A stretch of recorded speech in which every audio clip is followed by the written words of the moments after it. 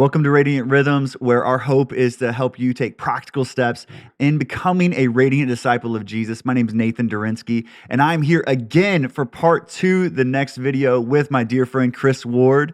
Welcome, Chris. Hey, thank you so much. Excited to be here. Let's go. We are so excited. This conversation we've had such a great start. If you didn't get to watch the first episode, I want to encourage you, pop back, watch the first one. It'll give you a lot of context for today's session. And really what we're going to be talking about is reaching people in your everyday life. One of the things that I've loved about Chris, since I've gotten to know you over the last few years, is how missionally oriented you are in your normal life.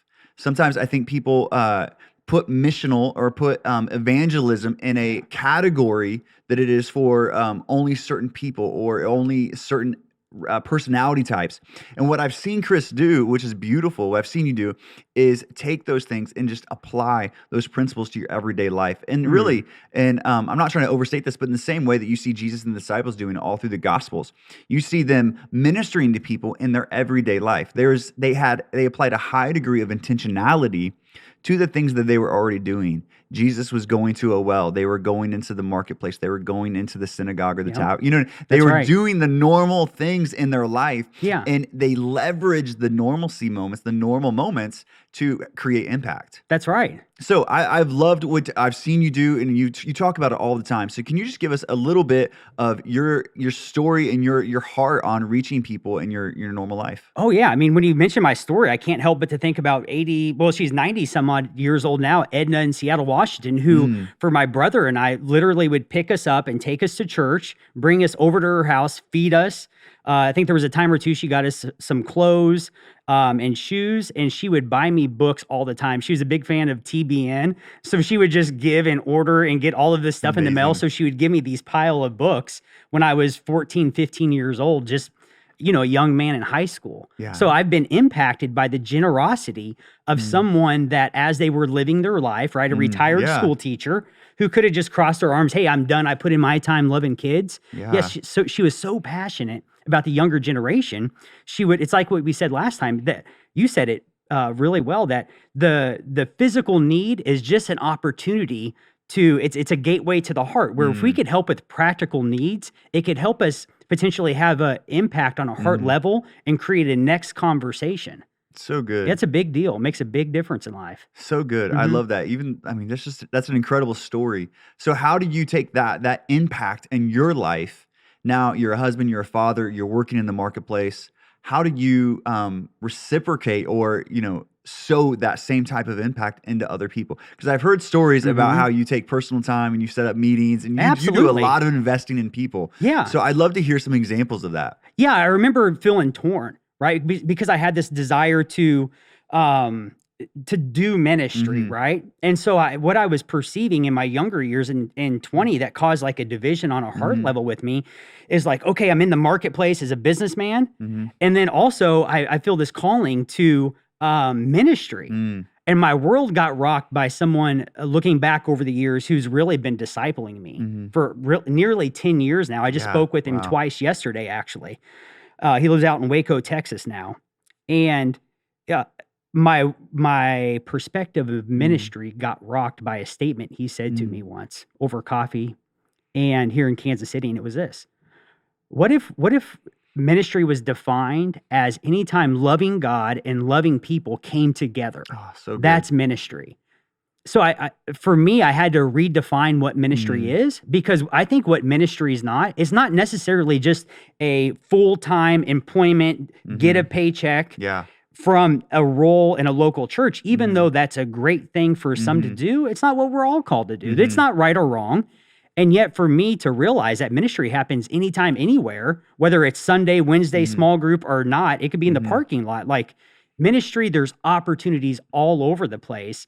If only I'll change my mindset and look for those opportunities. So good. I love what you just said, because it reminded me of a C.S. Lewis. I love C.S. Lewis, but it reminded me of one of his quotes in Mere Christianity, that he talks about creating a sacred and secular divide.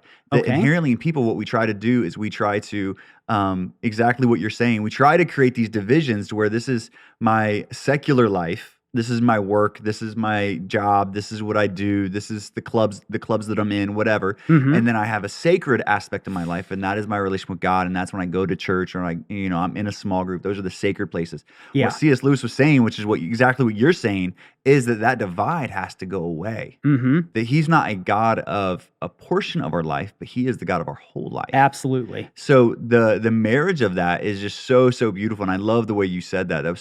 That's such a fresh, impactful way just for me to hear that.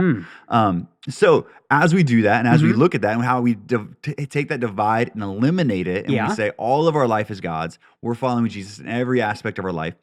What are some practical ways that you've learned over the years to do that? Practical ways over the years to do that. I think number one, it starts with me. You said it earlier. Leadership actually starts with self-leadership. Yeah. I'm a huge John Maxwell fan. He's phenomenal. And I think we have a education-based culture where we're like all into personal growth and development. It's a large section at any bookstore if those are still a thing. And it starts with me and how I lead myself, being discipled by Jesus. Yeah, so it starts with me. Does that answer? So good. Okay. Now I'm gonna pull on this Please thread a little bit please because you've told me examples of coworkers and things like that when I'm hearing you tell these stories about how you've impacted them. Sure. Whether it's meeting them before work, whether it's taking additional time after meetings, when you use the phrase, we're on our own time now. Yeah. But let's keep talking. Absolutely. Give me some examples of that, because I think that's something that you're uniquely gifted in, but I think there are some practical things that you do that can help all of us. Yeah, absolutely. I think the first thing, it starts with our mindset, though, because if I'm not open and looking for opportunities, I could wander in the dark, meaning that I never see opportunities. So first of all, I have to be open to opportunities, and I believe once my heart is open, and this is what I mean by this. Get real practical, Nathan. Is that I say it's like this: Jesus, I'm open to opportunity. Will you lead me and show me? Step number one is that right there, the heart's posture. Number two is I really can't think of a time that I have asked that and I haven't seen an opportunity pretty quickly after. Yeah. Right? The harvest is ready, the laborers are few. Yeah. So I think Jesus is just he's ready to go, right? And so for me, it's to have a yes, ask Jesus for the opportunity. And then when I see the opportunity, that is the opportunity. Yeah. There's a book called Acre of Diamonds. That's just jam-packed of stories. It was written in before 1950. And it's story after story about people having a heart's desire and they feel like they move across the country or across the world to pursue this, only to discover the same thing every time, that the opportunity was right in front of them the whole time in the first place. So ask for the opportunity. And then number two, I promise you don't have to look far for it. It's probably already right in front of you. Yeah. Yeah. So great. So good. So good. So good. So one of the things that I think has distinguished you over the years that I've known you anyway, is that that you do a really good job. So before I went into vocational ministry, I was working in the marketplace. And I just remember all you had to do, it was so funny to me because the bar was so low.